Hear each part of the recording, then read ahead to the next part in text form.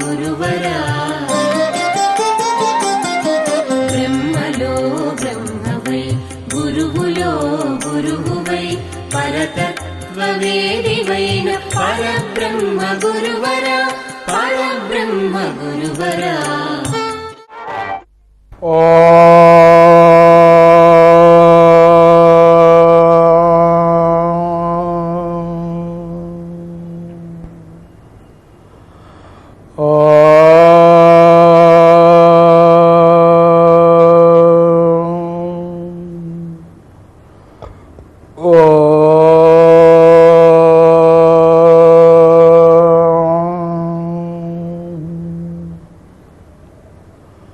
सर्वसिद्धांत सिद्धाय देवाय परमात्मने सिद्धिराजाय सिद्धाय दत्तात्रेयाय नमः।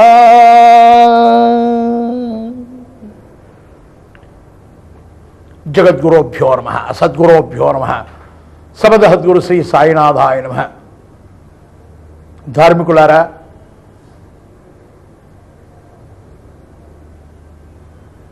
మానవుడి యొక్క వికాసం మానవుడు మనిషిగా మానవుడిగా ప్రవర్తించినప్పుడే ఉంటుంది. మానవతను కోల్పోతే ప్రయోజనం లేదు లేదు లేదు. సద్గురుదేవుణ్ణి చేరి తాను గురుమూర్తిగా శిష్యుడు ఎదగాలి. శిష్యుడు శిష్యుడుగానే ఉండకూడదు. వేదశాస్త్రం ఆశ్రమ సిద్ధాంతం మహర్షుల యొక్క ప్రణాళిక ఇదే. గురుడు అగ్నిశిఖ జ్యోతిశిఖ. జ్యోతి ఒక్క జ్యోతి వెలిగి ఉంటే దానికి అనేక జ్యోతులు వెలిగించవచ్చు. అలాగే ఒక్క గురుదేవుడు తనను చేరి సేవించి తనతో జీవనం గడిపేటువంటి శిష్యుణ్ణి తనంతటి వారిగా తీర్చిదిద్దుతాడు. తనకంటే గొప్పవాడిగా కావాలని కోరుకుంటాడు. అలాగే సాధకుడు కూడా తాను మారాలి, గురుస్వరూపంగా పొందాలి, గురువు కావాలి అనే శ్రద్ధ విశ్వాసం వాడిలో ఉండాలి. గురువు శిష్యుల్ని రక్షించేటువంటి విధానాలు శాస్త్రబద్ధంగా 3 విధాలు చెప్పుకోబడతాయి. మార్జాల కిషోర న్యాయము అని, మార్జాల న్యాయము కిషోర న్యాయము అని 2 ఉన్నాయి. కిషోరం అంటే కోతి తన పిల్లని తాను ఎత్తుకుని చెట్లపైకి తిరిగి వెళ్ళదు. తాను పెద్ద పెద్ద చెట్లు ఎగిరి దూకుతూ ఉన్నా తన పిల్ల ఆ కోతిని అది గట్టిగా పట్టుకొని ఉండాలి. అప్పుడే ఇది చెట్టు ఎగిరి దూకుతూ ఉంటుంది. ఒకవేళ ఎక్కడైనా ఆ పిల్ల తనను పట్టుకోకపోతే ఇది నువ్వు జాతికే పనికిరావు అని వదిలేసి వెళ్ళిపోతుంది. కింద పడిపోయినటువంటి పిల్లని తీసుకోదు కానీ నేరుగా వెళ్ళిపోతుంది కోతి. మార్జాలం అలా కాదు. పిల్లి తన బిడ్డల్ని నోటి ఖర్చుకొని ఉన్న చోటును ఇంకో చోటుకి ఇంకో చోటుకి తనే స్వయంగా మారుస్తుంటుంది. గురువుల్లో కూడా గురువు గట్టిగా పట్టుకుని ఆయనను వదలక సేవించి ఆయనంతటి వాడు కావడానికి ప్రయత్నం చేసేటువంటి విధానం ఒక గురుతత్వం. ఒక గురుతత్వం శిష్యుణ్ణి తానే స్వయంగా వెంటబెట్టుకుని వాడిని అన్ని విధాలా రక్షిస్తూ పరిరక్షిస్తూ ముందుకు తీసుకుని వెళ్ళేటువంటి న్యాయం. ముందుది కిషోర న్యాయం, రెండవది మార్జాల న్యాయం. ఈ 2 విధాలు ఉన్నాయి. అంతకంటే శిష్యుడు భ్రమకర కీటక న్యాయం చెప్పుకుంటే చాలా ఉత్తమంగా ఉంటుంది. కీటకాన్ని ఓ భ్రమరం కుట్టి బాగా కుట్టి భయపడిపోయేటట్టు తీసుకెళ్ళి ఓ గూట్లో పెడుతుంది. అక్కడ కీటకం కదలకుండా అక్కడే ఉండి ఎప్పుడు భ్రమరం వస్తుందో అని అనుకుంటుందో అని నిరంతరం అనన్య చింతనం చేస్తుంది. భ్రమరం వస్తుంది కుడుతుంది అని చింతన చేసి ఆ కీటకం తన రూపాన్ని మర్చిపోయి తనను తాను మర్చిపోయి భ్రమరంగా మారిపోతుంది. సాధకుడు భక్తుడు శిష్యుడు చేయవలసిందిదే. తనను తాను మర్చిపోవడం, తాను పరమాత్మ స్వరూపంగా మారిపోవడం, గురుస్వరూపంగా మారిపోవడం చేయాలి. ఇలా చేయగలిగినటువంటి శిష్యుడే ఉత్తముడు. ఉత్తముడు ఉత్తముడు దత్తాత్రేయ స్వామి యొక్క సాంప్రదాయంలో, దత్తుడి యొక్క అనంతమైనటువంటి లీలల్లో ఆయన కోరుకున్నది ఇదే, అందరినీ తనంతటి వారిని చేయాలని. ఆయన తన యొక్క తత్వాన్ని ఈ జగత్తునకు ఎప్పుడో దత్తం చేసేశారు. దత్తమైనటువంటి ఆ దత్తగురువు దగ్గరికి చేరుకోవాలంటే మనం ఆయనకు దత్తం కావాలి, మనను మనం అర్పించుకోవాలి. అలా అర్పించుకోగలిగినప్పుడే ఆయన సన్నిధి మనకు లభ్యమవుతుంది, ఆయన చేరుకోగలుగుతాం. సిద్ధేశ్వరుడైనటువంటి ఈ దేవదేవుడు వింధ్య పర్వతాల్లో ఉన్నటువంటి మునులను ఒకసారి ఆశీర్వదించారు. మునులు తమకంటే తాము గొప్ప అని, నువ్వు గొప్ప నేను గొప్ప అని, ఒకరికంటే ఒకడు గొప్ప అనేటువంటి ఈర్ష్యాసూయలతో మగ్గిపోతున్నటువంటి కాలవాసన మీద ఒక సందర్భంలో మీరెవరూ గొప్ప కాదు, మీ అందరికీ మూలాధారమైనటువంటి నేనే గొప్ప, నేను తప్ప ఇంక ఇతరంపు లేదు మీకు అని చెప్పడానికి దత్తదేవుడు చేసినటువంటి చిన్న లీల. ఒకనాడు మునులందరూ ఓ సభావేదిక తీర్చి కూర్చొని ఉన్నారు, వేద విషయాలను చర్చించుకుంటున్నారు. ఆ సమయంలో దత్తాత్రేయ స్వామి ఓ సాధారణమైన వ్యక్తిగా వెళ్ళి ఆ మునుల వెనకల కూర్చున్నారు. చూడడానికి సాధారణమైనటువంటి బ్రహ్మచారి వేషం, జ్ఞానం లేనటువంటి వాడిగా కూర్చొని ఉన్నాడు, అజ్ఞానిగా. ఆయన చూచే మునులు నీవెవరు అన్నారు. ఏమో ఆది అంతము లేనివాడనే అన్నాడు. వాళ్ళకెవరికి అర్థం కాలేదు. ఆది అంతము లేనివాడు, అసలు నువ్వు ఎవరవయ్యా, ఎక్కడ నుంచి వచ్చావు, ఎక్కడ పుట్టావు, ఎక్కడ పెరిగావు అన్నాడు. ఈయన చెప్పాడు మాం ఆదిగహ, మాం ఆదిగహ అన్నాడు. వీళ్ళకి ఎవరికి అర్థం కాలే. మాం ఆదిగహ, ఎవరవయ్యా నీవు? మాం ఆదిగహ, ఆది మధ్యాంతరము లేనటువంటి వాడనే.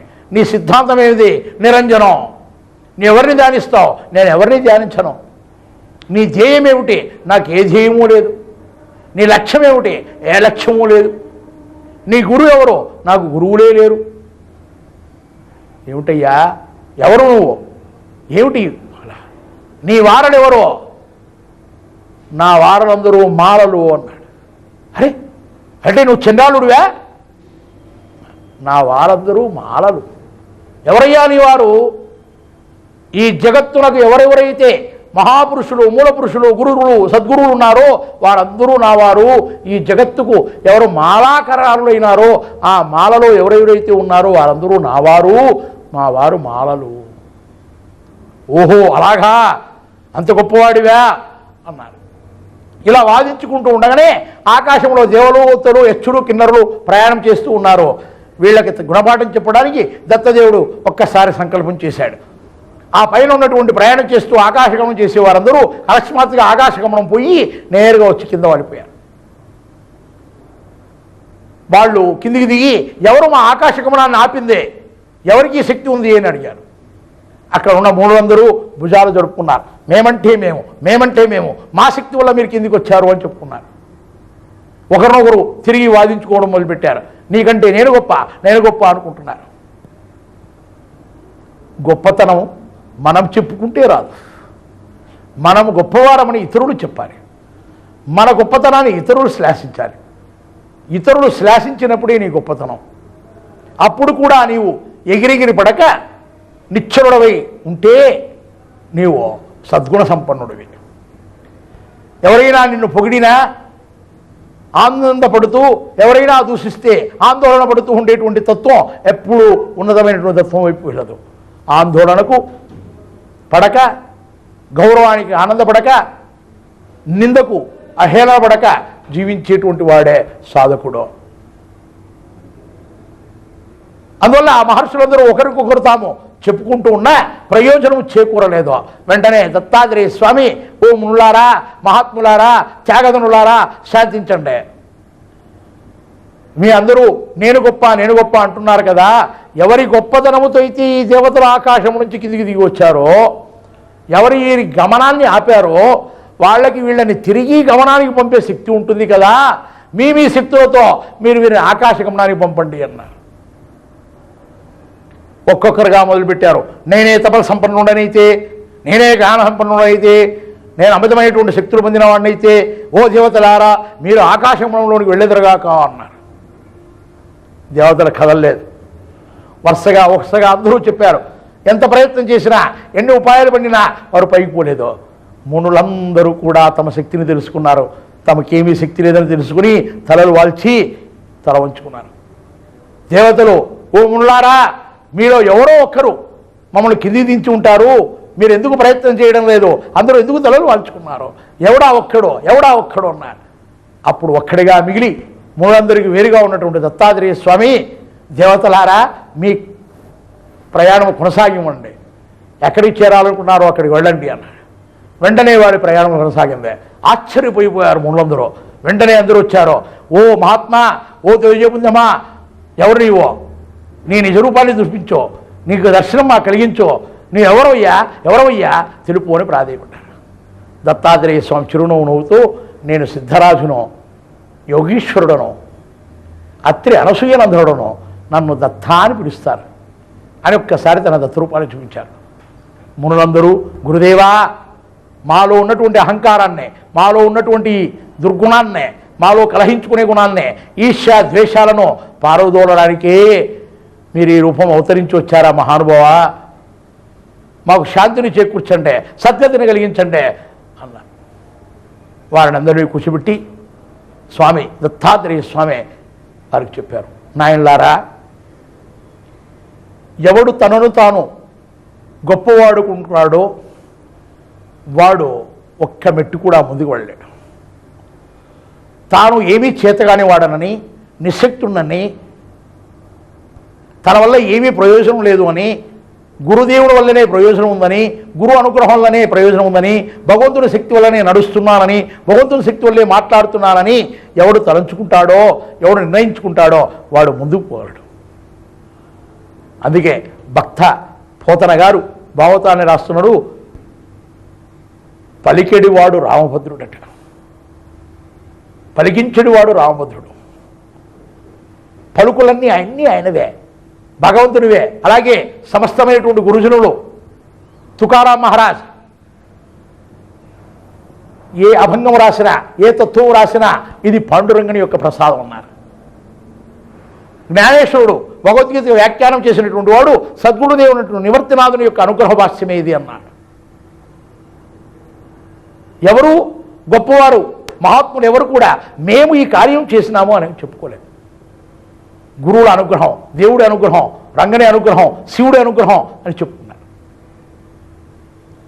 అందువల్ల ఆ మహాత్ముని యొక్క అనుగ్రహం వల్ల ఏమైనా చేయగలుగుతాం. ఎందుకంటే ఎంత పెద్ద తుఫానైనా చెట్లనన్నింటినీ కదిలిస్తుంది, ఎంతో శక్తివంతురాలని అనుకుంటుంది, గడ్డి పోచనికి మాత్రం కదిలించలేదు. అదే దేవుడి యొక్క అనుగ్రహం ఉంటే ఆ పని చేయగలుగుతుంది. ఎంతటి గొప్పవాడైనా, ఎంత అహంకారైనా, ఎంత ధనసంపన్నుడైనా, గుణసంపన్నుడైనా, త్యాగముడైనా, తపోగుణ సంపన్నుడైనా తనలో తాను గొప్పవాడని విర్రవీగుతాడో వాడు నేల పడక తప్పదో మాయవాడు. వాడెప్పుడైనా విర్రవీగితే నేల పతనం కాదు. ఎంతవరకు పతనం అవుతాడయ్యా అంటే తిరిగి లేయడానికి శక్తి లేనంతగా పతనం అవుతాడు. మహాత్ములారా, మిమ్మల్ని మీరు గొప్పగా భావించుకోకండి, ఆ భావనలోనే మీ తపస్సంతా నాశనం అవుతుంది. సాధన చేయండి, ముముక్షుడు కండే, మోక్షాన్ని పొందండి, సద్గురువు యొక్క అనుగ్రహం భావించండి, సద్గురుదేవుడి యొక్క లక్షణం, సద్గురుదేవుడి యొక్క ప్రబోధం వల్లే ఇది జరుగుతుందని ప్రయత్నం చేయండి. అంతేకాని కేవలం మీ వల్ల మాత్రం ఏమీ చేరదు. నాయనలారా, కోరికలకు బానిస కాకండి. క్షణభంగురం ఈ ప్రపంచం, జగత్తు నిలకడ లేదు, ఎప్పుడు ఉంటామో పోతామో తెలియదు. చూడండి, మనం ఎప్పుడు పోతామో తెలియదు. గత వారంలో మనం చెప్పుకుంటూ ఆపాం. ఎప్పుడు పోతామో తెలియదు, ఎంతకాలానికి పోతామో తెలియదు. No guarantee. అందరికీ గ్యారంటీ ఉంది కానీ మనకు మాత్రం గ్యారంటీ లేదు. విచిత్రం కదండి. మీరు ఎక్కడన్నా వెళ్ళి ఫ్యాన్లు, ట్యూబ్ లైట్లు కొనుక్కున్నారనుకోండి, ఆ ట్యూబ్ లైట్లు, ఫ్యాన్లు కొనకదేరా అడుగుతారు, ఏమన్నయ్యా గ్యారంటీ ఉందా, టీవీకి గ్యారంటీ ఉందా? అది చెప్తారు, 1 సంవత్సరం గ్యారంటీ అండి, 2 ఏళ్ళు గ్యారంటీ అండి, 3 ఏళ్ళు అండి, 5 ఏళ్ళు అండి. ఓహో అలాగాని ఆ కార్డు కూడా తెచ్చుకుంటారు, నెంబర్ గింబర్ అన్నీ రాసుకొని. కార్డు ఉంటే మళ్ళీ వాపస్ చేస్తాడు వస్తువులనే. ఈ గ్యారంటీ కార్డులన్నీ పెట్టుకున్నారు. ఫ్యాన్కు, టీవీకి, ఇంకో దానికి అన్నీ మీ చేతిలోనే ఉన్నాయి. కానీ మీకు గ్యారంటీ ఉందా? మీకు గ్యారంటీ కార్డు ఉందా? వాడు సంవత్సరం గ్యారంటీ అని ఆశించాడు, మీరు రాయించుకోగలరా? ఏమో రేపే వెళ్ళిపోతే. గడచిపోయిన క్షణంబు నీది కాదు, రాబో దాని మీద హక్కు లేదో, ఇప్పుడే ఈ క్షణమే నీదే, ఈ ఒక్క క్షణమే నీదే, ఇంకా ఏ క్షణం మీద నీకు హక్కు లేదో. అందువల్ల ఇప్పుడే భగవత్ సన్నిధి ప్రయత్నం చేయాలి. కొందరు అంటూ ఉంటారు, ఇప్పుడే ఎందుకండి, చిన్నపిల్లవాడికి భక్తి ఎందుకండి, అప్పుడే వాడు పూజలు పోతున్నాడు, అప్పుడే పూజాస్కాలు పోతున్నాడు, ఆ చిన్న అమ్మాయికి పెళ్లిగారి అమ్మాయికి భక్తి ఏంటండి అంటే, ముసలి వాళ్ళు అయిపోయినాక అన్నీ అయిపోయినాక దేవుడి దగ్గరికి వెళితే నీ దగ్గర ఏమీ లేదు ఫాట్.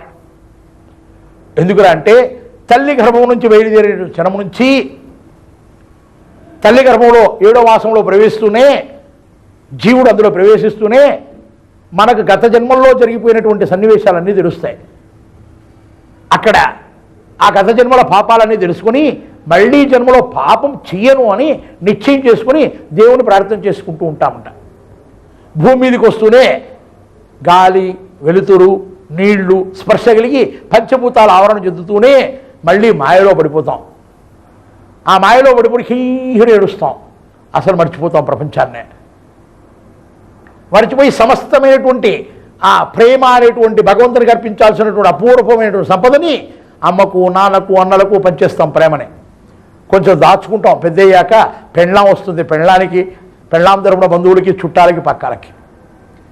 ముసలోళమయ్యాక ప్రేమంతా అయిపోతుంది, ఇంకేం ఉండదు, ఉత్త చేతులు ఉంటాయి. అప్పుడు మళ్ళీ ఏడి దేవుడా దేవుడా దేవుడా అంట.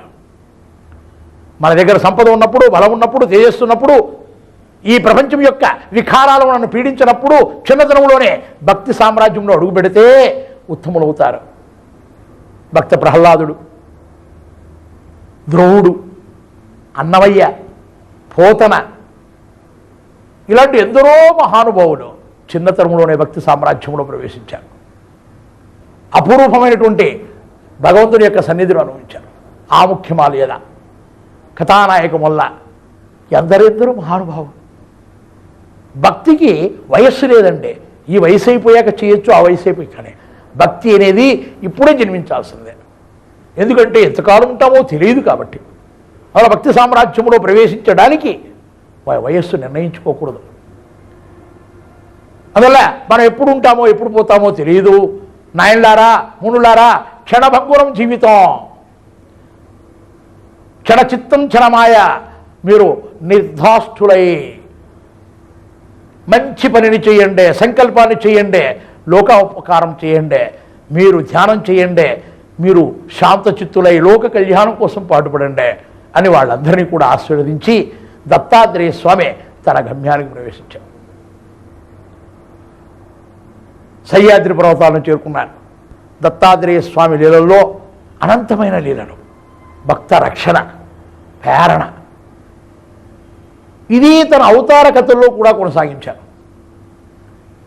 ఉద్ధారణ, ఎక్కడెక్కడ ఎవరిని ఉద్ధరించాలో అక్కడ ఆయన ఉద్ధరించారు. నరసింహ సరస్వతి స్వామి అవతారంలో ఒక శిష్యుడు వచ్చి, గురుదేవా నాకు ఉపదేశం చేయండి అని. నాయనా, నువ్వు ఎప్పుడైనా సాధన తీసుకున్నట్టున్నావు, ఎవరి దగ్గరైనా ఉపదేశం తీసుకున్నావా, ఎక్కడైనా సాధన తీసుకున్నావా, ఎవరినైనా గురువుగా స్వీకరించావా అంటే వాడు అన్నాడు, అయ్యా నేను పలాని గురువును స్వీకరించాను, ఆయన ఎప్పుడు ఏమీ చెప్పడు, ఎప్పుడు ఆ పని చెయ్యి, ఈ పని చెయ్యి, ఆ పని చెయ్యి, ఈ పని చెయ్యి అంటాడు, అందువల్ల ఆ గురువు గారిని వదిలేద్దాం అనుకున్నాను, మీరు బాగున్నారు, మీరు చెప్పండి అనొచ్చు. ఇది ఇప్పుడు ఈ కాలంలో ఉన్నటువంటి చాలామంది కూడా చేస్తుంటారండి. అప్పుడు ఎప్పుడో గురుగారి దగ్గర మంత్రం తీసుకున్నామండి, మర్చిపోయాం, ఆయన చనిపోయాడు, ఆయన లేడు, ఇప్పుడు మీ దగ్గరికి వచ్చాం, మీరు మంత్రం ఇవ్వండి. గురువును వదిలేయడం, గురువును నిందించడం మహాపాపం. నరసింహ సరస్వతి 2 చేతులు మూసుకొని, ఆహా నాయనా, గురునింద చేస్తున్నావా, ఎంత దుర్మార్గుడురా నీవు, గురునింద చేయరాదు, గురువు దొరకక దొరుకుతాడు, గురువును ఎంచుకునేటప్పుడే శ్రద్ధ ఉండాలి, ఎంచుకున్నాక ఒక్కసారి వరించాక ఆ గురువును వదలరాదు, వదిలితే మహాపాపం, ఎన్ని జన్మలెత్తినా ఈ పాపం పోదు, నాయనా నీవు తిరిగి నీ గురువు దగ్గరికి వెళ్ళు, ఆయన సేవించు, ఆయన వల్ల నీవు లాభం కలుగుతుంది అని తన చేతిని వాడి మీద ఉంచి వాళ్ళు అజ్ఞానాన్ని పోగొట్టి అనుగ్రహం చేసి పంపించారు. ఎలాగైతే మునులు అజ్ఞానంలో ఉంటే దత్తాత్రేయ స్వామి వారి యొక్క అజ్ఞానాన్ని పోగొట్టి జ్ఞానం కలిగించారో అలాగే ఎందరో గురువులు ఈ జగత్తులో. మీకు సిద్ధారూఢ స్వామి, మడిమాడేశ్వరుడు, షిరిడీ సాయిబాబా, తాజుద్దీన్ బాబా, అలాగే నిజాముద్దీన్ ఔలియా తన శిష్యుల్ని పరీక్షించేటువంటి పరీక్షలో నిజాముద్దీన్ ఔలియా, నిజాముద్దీన్ ఎక్స్ప్రెస్ అని ఇప్పుడు ఉంది, మీరు వింటారు ఢిల్లీలో. నిజాముద్దీన్ ఔలియా అని మహాత్ముడు గొప్ప మహాత్ముడు. ఆయన తన వారసుని నిర్ణయించడానికి ఓ రోజున దత్తాత్రేయ స్వామి చేసిన లీలలే చేశాడు. ఓ రోజున ఆయన శిష్యులందరినీ పిలిచాడు. 22 మంది శిష్యులు ఉన్నారు. మేమంటే మేము ఉన్నారు పోటీగా. ఆయన తర్వాత ఆయన పీఠానికి అధిపతులు కావడానికి ఎవరో ఒకరిని చేయాలి కాబట్టి వాళ్ళందరినీ పరీక్షించడానికి ఆయన అందరినీ పెట్టుకుని ఢిల్లీ నగరాల్లో తిరగడం మొదలుపెట్టాడు. గొప్ప ఔలియా, ఎప్పుడు బయటికి రానటువంటి వాడు ఈ మహానుభావుడు బయటకు వచ్చి తిరుగుతున్నాడంటే అందరూ చేతులు జోడించి నమస్కరిస్తూ ఉన్నారు. ఆయన అలా తిరుగుతూ ఓ వేశ్యలు ఉండేటువంటి వాటికి పోయాడు. ఆ వేశ్య వాటికలో వేస్తారు, అందరూ ఆశ్చర్యపోయారు. ఏంటి నిజాముద్దీన్ ఔలియా ఏంటి వేశ్యల వాటికి పోయాడు.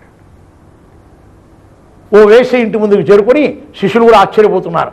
వాళ్ళందరూ నాయనలారా ఇక్కడే ఉండండి, నాకు కొంచెం పని ఉంది, ఈ ఇంట్లో నేను వస్తాను అని లోపలికి వెళ్ళాను. ఈయన పేరు ప్రఖ్యాతి, ఈయన ఫోటోలు చూసి ఉన్నారు అక్కడ జనులందరూ, ఈయన దర్శించి ఉన్నారు. ఆ వేశ్య కూడా లోపలికి వెళుతూనే, స్వామి మహాత్మా మీరేమిటి మా ఇంటికి వచ్చారు? అమ్మా ఏమి లేదు, నాకు కొంచెం పని ఉంది, మీ ఇంట్లో గది నాకు ఇవాళ కేటాయించు, నేను ఆ గదిలోకి వెళ్ళాక నీ దాసిదానితో నాకు కొంచెం మంచినీళ్ళు పలహారం పంపించు, పలహారం మీద గుడ్డగప్పు, నీళ్లు సీసాలో పోసి పంపించు అన్నాడు. అది అలాగే అని చెప్పింది. ఆ విధంగానే చెప్పి ఆ గురువు నమస్కరించుకుంది. ఆయన నేరుగా పైకి వెళ్ళారు, మేడపైకి. ఆ మేడపైన కూర్చున్నారు. ఈ అమ్మాయి సీసాలో నీళ్లు అన్ని పంపింది. ఆ నీళ్లు పంపి వెళ్ళేటప్పుడు ఈ కింద ఉన్న శిష్యుడు చూచారు ఆ మెట్ల మీద నుంచి దాసి తీసుకెళ్ళడం. అయ్యయ్యో ఇంకేముంది, గురువుగారు మత్తుపానం మీద తాగుతున్నాడు, ఇంకేమో తింటున్నాడు, మగో ఇంట్లో చేరినాడు, గురువుగారు చెడిపోయారు, ఇంకా ఈయన దగ్గర ఉంటే మనకేమొస్తుంది, ఏమో పాపం వస్తుందో, ఈ దృశ్యం చూసిన పాపం వస్తుంది, ఇన్ని రోజులు చేసిన సాధనంతా పాడైపోతుందని ఒక్కొక్కరు జారుకున్నారు. తెల్లవారిందే నిజాముద్దీన్ ఔలియా మేడ కిందికి వచ్చాడు. ఒక్కడు మిగిలి ఉన్నాడు అక్కడ. ఏరా నాయన అందరూ ఏది అన్నారు, గురుగారు మీరు వెళ్ళిపోయిన కొద్దిసేపటికి ఒక్కొక్కరు వెళ్ళిపోయారు, మరి నువ్వెందుకున్నావు అన్నాడు. మీ చర్యల పట్ల, మీ యొక్క కార్యాల పట్ల నాకు జిజ్ఞాస లేదో, నేను మీ సేవకుడను, మీ పాదాలు మాత్రమే నాకు కావాలి, మీ ప్రబోధం మాత్రమే కావాలి, మీరు ఏం చేసినా అందులో సత్యం ఉంటుంది, ధర్మం ఉంటుంది, మీరు ఎప్పుడు శుద్ధులై ఉంటారో అది నా విశ్వాసము, నా ప్రగాఢ నమ్మకము అన్నాడు. ఆయన ఆశీర్వచనం వాడిని గురుపీఠానికి నాయకుని చేశారు. ఆ వ్యక్తే అమీర్ ఖుస్రో. ఇవాళ అమీర్ ఖుస్రో తత్వాలు చాలా అద్భుతంగా ప్రపంచమంతా వ్యాప్తి చెందుతున్నాయి. అందులో గురువులు పరీక్ష చేస్తారు. పరీక్ష చేసి మిమ్మల్ని ఉన్నతమైన శిఖరాలకు తీసుకెళ్తారు.